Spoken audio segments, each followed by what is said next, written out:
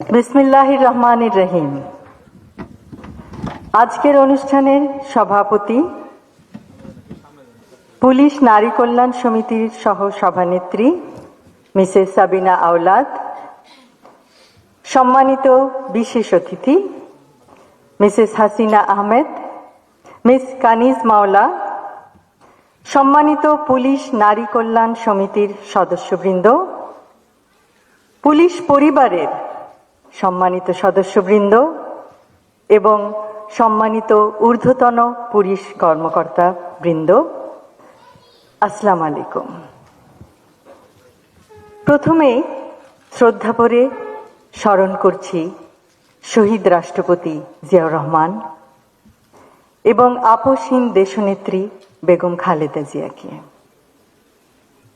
আজ পুলিশ নারী কল্যাণ সমিতির আয়োজিত এই অনুষ্ঠানে উপস্থিত থাকতে পেরে আমার খুবই ভালো লাগছে। অভিনন্দন জানাই সকল সদস্যকে তাদের নিরলস প্রচেষ্টায় সমাজের বিভিন্ন পর্যায়ে অবদান রাখার জন্য। আপনারা আপনাদের কর্মের মাধ্যমে আগামীর প্রজন্মকে সমাজে অবদান রাখার পথ দেখিয়ে দিতে সহায়তা করছেন। অতীত, বর্তমান ও ভবিষ্যতের সামাজিক উন্নয়নের লক্ষ্যে গৃহীত সমাজ সেবামূলক আপনাদের পরিকল্পনাগুলি সমন্বিতভাবে একটি সুন্দর, সুস্থ, মানবিক সমাজ গঠনের ভিত্তি। আমরা সকলে যদি নিজ নিজ ক্ষেত্রে কাঙ্ক্ষিত সমাজ গঠনে অবদান রাখি, তাহলে নিশ্চয়ই সেটি বাস্তবায়ন করা সম্ভব ইনশাআল্লাহ।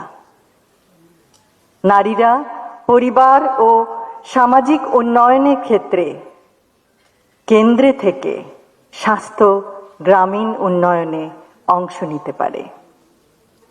কন্যা শিশুদের নিরাপত্তা ও সুন্দর মানবিক বিকাশ নিশ্চিত করার মাধ্যমে প্রতিটি মেয়ে যে ভবিষ্যৎ নিজের জন্য গড়তে চায়, সেই পথে রাষ্ট্র ব্যবস্থা প্রতিবন্ধকতা সৃষ্টির পরিবর্তে তা এগিয়ে নেবে।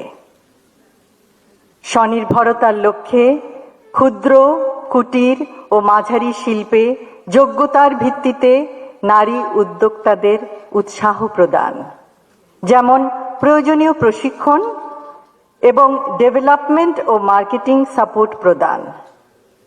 ফলে পারিবারিক সচ্ছলতা বৃদ্ধি ও সন্তানদের শিক্ষা এবং দারিদ্র্য বিমোচনের লক্ষ্যমাত্রা অর্জনের পথ সুগম করা সম্ভব হবে।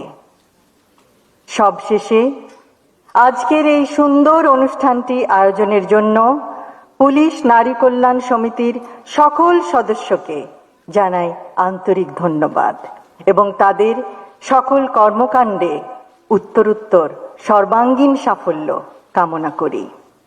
আমাদের মাঝে আজকে পুলিশ নারী কল্যাণ সমিতির সভানেত্রী অধ্যাপিকা নাসিমা ফেরদৌসী উপস্থিত নেই। আমরা তার আশু রোগ মুক্তি কামনা করছি মহান আল্লাহ তাআলার কাছে। সকলকে ধন্যবাদ। আল্লাহ হাফেজ।